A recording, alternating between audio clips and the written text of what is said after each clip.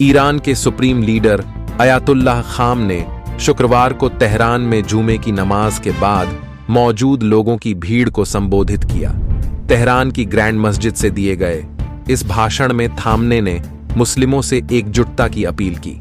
Tehran में स्थित grand मस्जिद में हिजबुल्लाह नेता हसन नसरुल्लाह और ईरान के जनरल अब्बास नीलफोशान की याद में दुआ का आयोजन किया गया। इसके बाद जुमे की नमाज हुई, जिसका नेतृत्व ईरान के सर्वोच्च नेता अयातुल्लाह खाम ने किया।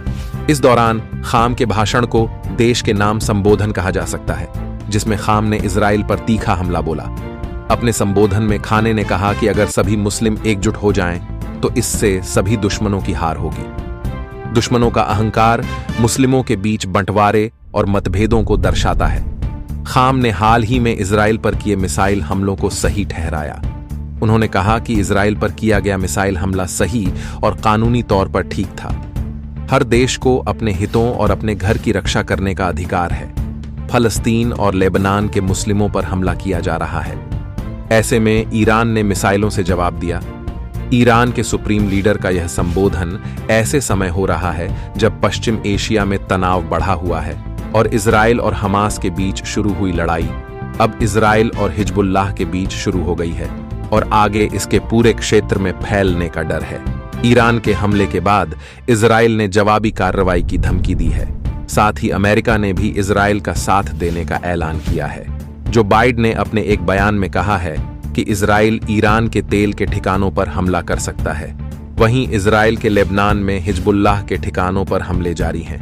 ताजा हमले में इजराइल ने बेरू में हिजबुल्लाह के एक ठिकाने को निशाना बनाया है, जिसमें हिजबुल्लाह के शीर्ष नेता हाशिम सैफदन को निशाना बनाए जाने की खबर है। आपको बता दें कि बीते मंगलवार को ईरान ने इजराइल पर मिसाइल हमला किया। ईरान ने इजराइल पर लगभग 200 मिसाइलें दागे, जिसके बाद से तनाव और बढ़ गया है। आपको बता दें कि इजराइल की ओर से हिजबुल्लाह पर की गई कार्रवाई को लेकर ईरान बौखलाया हुआ था, क्योंकि हिजबुल्लाह को खड़ा करने में ईरान की भूमिका रही है। हिजबुल्लाह प्रमुख की मौत ईरान के लिए बड़ा झटका है। ईरान ने हिजबुल्लाह को तैयार करने में 40 साल लगाए और अब ईरान नहीं चाहेगा कि उसकी 40 साल की मेहनत बर्बाद हो जाए। इजराइल और ईरान के तनाव पर अमेरिका के राष्ट्रपति जो बाइडेन से सवाल किया गया तो उन्होंने सार्वजनिक दिया। आपको बता दें कि जो बाइडेन से सवाल किया गया था कि क्या इजराइल से ईरान के तेल ठिकानों पर हमला न करने की अपील की गई है, तो इस पर बाइडेन ने कहा कि वह इस पर सार्वजनिक तौर पर बात नहीं करेंगे। जो बाइडेन ने अपने एक पूर्व के बयान में कहा था कि अमेरिका ईरान के परमाणु ठिकानों पर इजरायली हमले का समर्थन नहीं करेगा। जो बाइडेन से जब पूछा गया कि अगर इजराइल ईरान के तेल ठिकानों पर हमला करता है तो उससे वैश्विक स्तर पर तेल की कीमतों में इजाफा हो सकता है, तो इसके जवाब में बाइडेन ने कहा कि अगर कोई तूफान आता है तो कीमतें तो बढ़ेगी। अगर आप यह वीडियो बेल आइकन को दबाना ना भूलें